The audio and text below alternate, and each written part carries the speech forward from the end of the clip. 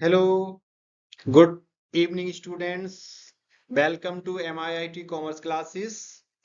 और आज हम लोग बात करेंगे बिजनेस स्टडी चैप्टर 8 कंट्रोलिंग की। तो कंट्रोलिंग की चैप्टर की हम बिजनेस स्टडीज की बात करेंगे क्योंकि आपका जो पेपर है वो 28 फरवरी को होने जा रहा है। तो इसके रिगार्डिंग हमने ये वीडियो बनाई है कि आप ताकि अच्छे से समझ सकें। और हम बात करते हैं चैप्टर 8 कंट्रोलिंग की। तो मीनिंग हम बात करते हैं कंट्रोलिंग होती क्या है। कंट्रोलिंग का मतलब होता है कि जो ऑर्गेनाइजेशन के अंदर जो एक्टिविटीज की जा रही हैं वो डिफाइन किया जाता है, उनके बीच में कंपैरिजन की जाती है कि एक्चुअल परफॉर्मेंस और प्लानिट परफॉर्मेंस के बीच में क्या डेफिएशन आ रहा है और फाइंडिंग किया जाता है उनके रीजनों का। तो उसके बाद क्या किया जाता है, टेकिंग करेक्टिव मेजर्स और एक्शन कि ताकि वो इन फ्यूचर में मैच ना हो, मतलब मिसमैच ना करें आपकी। तो meaning of controlling means ensuring that activities in an organisation are performed as per the needs. Controlling function can be defined as comparison of actual performance with the planned performance। यानी controlling के अंदर ये comparison किया जाता है कि जो actual performance है और प्लानिट परफॉर्मेंस है उनके बीच में कंपैरिजन करना। अगर उन दोनों के बीच में कोई डेविएशन आता है, डिफरेंशिएट आता है, तो उसको टेक किया जाता है, करेक्ट चेक किया जाता है और उसके अकॉर्डिंग एक्शन लिया जाता है। तो ये होती है हमारी क्या है, मीनिंग ऑफ कंट्रोलिंग। अब हम बात करते हैं फीचर्स और नेचर्स ऑफ कंट्रोलिंग की। तो controlling is a goal oriented function. Controlling क्या होता है, एक गोल ओरिएंटेड फंक्शन होता है। Controlling is an all pervasive, यानी कंट्रोलिंग की जो नीड होती है वो हर जगह, हर ऑल लेवल्स पर, ऑल टाइप्स ऑफ ऑर्गेनाइजेशन में रिक्वायर्ड होती है। Controlling is both backward looking as well as forward looking function. यानी कंट्रोलिंग जो होता है वो पीछे देखता है और आगे इन फ्यूचर में भी वो पीछे जो गलती कर बैठे हैं वो उसको सुधारा जाता है। Controlling is a continuous function. Controlling कैसा होता है, एक लगातार चलने वाली प्रोसेस होती है, कंटिन्यू फंक्शन होता है। फिर हम बात करते हैं इंपॉर्टेंस ऑफ कंट्रोलिंग की। तो अकम्प्लिश ऑर्गेनाइजेशन गोल्स, यानी कि कंट्रोलिंग की इंपॉर्टेंस क्यों होती है। The controlling function measures progressive towards the organisation goals and bring to light the deviation if any indicates corrective action। यानी कंट्रोलिंग फंक्शन क्या करता है, प्रोग्रेस को मेजर करता है और ऑर्गेनाइजेशन गोल्स को, ताकि उन डेविएशंस पर लाइट डाली जा सके, ठीक, कि वो कोई करेक्टिव एक्शन किया गया है नहीं किया जाया, यानी कि ऑर्गेनाइजेशन गोल्स को अचीव करने के लिए। दूसरा होता है judging accuracy of standard. Standard सही चल रहा है, यानी कि जो प्लानिड स्टैंडर्ड था उसका रिव्यू किया जाता है। Making efficient use of resources, यानी कि जो रिसोर्सेज अवेलेबल है उनका सही तरीके से यूज हो पा रहा है या नहीं, राइट ट्रैक पर चल रही है गाड़ी या नहीं चल रही है। Improving employees motivation, यानी controlling a good control system ensure that employee known well in advance that they are expected to do as well the basis against which their performance will be appraised। यानी कि एक good control system में क्या होता है कि सारे employees को पहले से पता होता है कि अगर हम अच्छा काम करते हैं तो उनके अप्रेजल, मतलब उनको कुछ प्रमोशन किया जाएगा या रिवॉर्डेड किया जाएगा। फिर नेक्स्ट पॉइंट है इंश्योरिंग ऑर्डर एंड डिसिप्लिन, यानी इसमें क्या होता है, ये ऑर्डर और डिसिप्लिन को फिक्स कर देता है। कंट्रोलिंग क्रिएट एन एटमॉस्फेयर, यानी कंट्रोल जो होता है वो एक ऐसे एटमॉस्फेयर को क्रिएट कर देता है कि जहां पर ऑर्गेनाइजेशन के अंदर ऑर्डर और डिसिप्लिन मिनिमाइज डिसऑनेस्ट होते हैं और फ्रॉड बिहेवियर करते हैं एम्प्लॉइज। फिर हम बात करते हैं लिमिटेशन ऑफ कंट्रोलिंग की। तो difficulties to set quantitative standards, यानी कोई भी कंट्रोलिंग सिस्टम इतना अच्छा नहीं होता है कि हम पहले से ही कोई स्टैंडर्ड फिक्स कर सकें।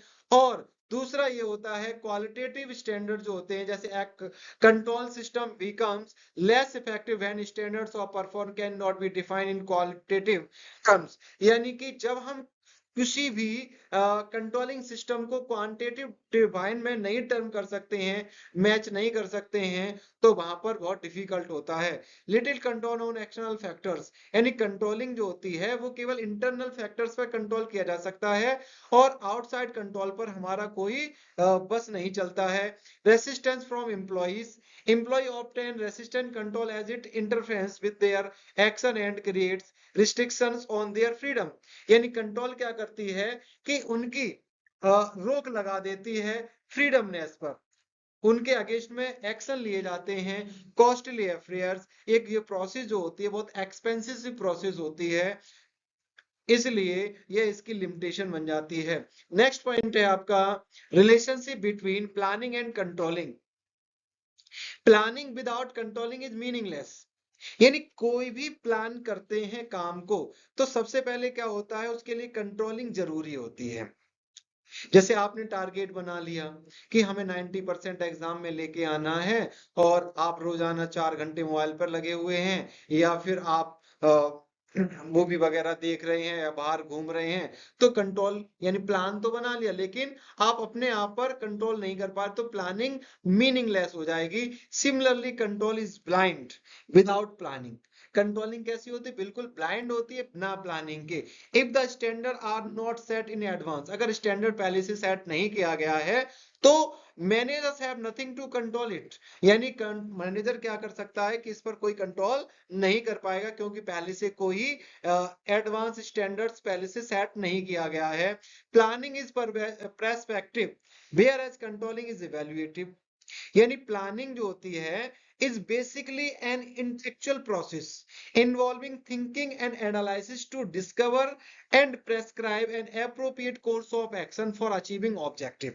ये प्लानिंग क्या होती है, बेसिकली इंटेलेक्चुअल बौद्धिक प्रक्रिया, मतलब मेंटली एक्सरसाइज होती है जिसमें थिंकिंग सोचा जाता है, एनालाइज किया जाता है और एप्रोप्रिएट कोर्स ऑफ एक्शन में आते हैं ताकि हम अपने ऑब्जेक्टिव को अचीव कर सकें।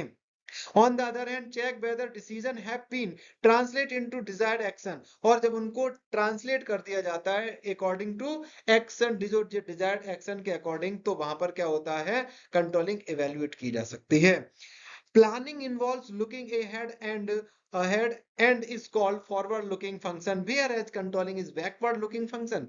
कंट्रोलिंग को हम आगे देखने वाली प्रोसेस मानते हैं और जबकि कंट्रोलिंग को, प्लानिंग को आगे देखने वाली और प्लानिंग पीछे देखने वाली होती है। प्लानिंग को आगे देखने वाली और कंट्रोलिंग को पीछे देखने वाली प्रोसेस के रूप में माना जाता है। Planning is done for future, planning किसके लिए की जाती है, फ्यूचर के लिए की जाती है। अगर दूसरी तरफ देखा जाए, controlling is the most postmortem of past activities, यानी क्या होता है, ये पोस्टमार्टम एक्टिविटीज होती है जो पीछे हम कर चुके हैं उसके अकॉर्डिंग हम डेविएशन देखते हैं कि हम प्रेजेंट में कोई डेविएशन तो नहीं आ रहा है। Planning is backward looking, controlling is forward looking. Planning पीछे भी देखता है और कंट्रोलिंग आगे देखता है। Planning is based on past experiences, planning क्या करती है कि जो हमारे पीछे के पास्ट एक्सपीरियंस रहे हैं उसके बेस पर की जाती है। और controlling does to improve future performance, controlling क्या करती है कि फ्यूचर में अगर कोई गलती ना हो इसके लिए तैयार किया जाता है। फिर हम बात करते हैं कंट्रोलिंग प्रोसेस की, तो सबसे पहले हम सेटिंग परफॉर्मेंस स्टैंडर्ड करते हैं कि हमारे स्टैंडर्ड का परफॉर्मेंस क्या होता है, इसके लिए हम सेटिंग करते हैं। दूसरा पॉइंट आता है मेजर ऑफ एक्चुअल परफॉर्मेंस, कि उनकी परफॉर्मेंस क्या एक्चुअल है और उसको किस तरीके से मेजर किया जा सकता है। फिर हम बात करते हैं compensation of actual performance with comparison of actual performance with standard performance, यानी कि जो हमने एक्चुअल परफॉर्मेंस तैयार की थी जो है और जो स्टैंडर्ड परफॉर्मेंस है दोनों के बीच में हम कंपैरिजन करते हैं। फिर हम बात करते हैं एनालाइजिंग डेविएशन की, जो दोनों में डेविएशन आता है, क्या आता है, डेविएशन आता है, तो उसकी हम क्या करते हैं, एनालिसिस करते हैं कि वो उन रीजंस को पॉइंट आउट करते हैं कि कहाँ किस किस कारण से वो रीजन में डेविएशन आया है, उस डेविएशन को फिर क्या करते हैं, टेक करेक्टिव एक्शन। और इसके बाद लास्ट स्टेप जो होता है, जो डेविएशन आया उसके अगेंस्ट में हम करेक्टिव एक्शंस लेते हैं और इस तरीके से ये हमारी कंट्रोलिंग की प्रोसेस कंप्लीट होती है। Thank you for this watching video. Like करें, शेयर करें, सब्सक्राइब करें और कमेंट करना बिल्कुल ना भूलें। Thank you, best of luck for your exam.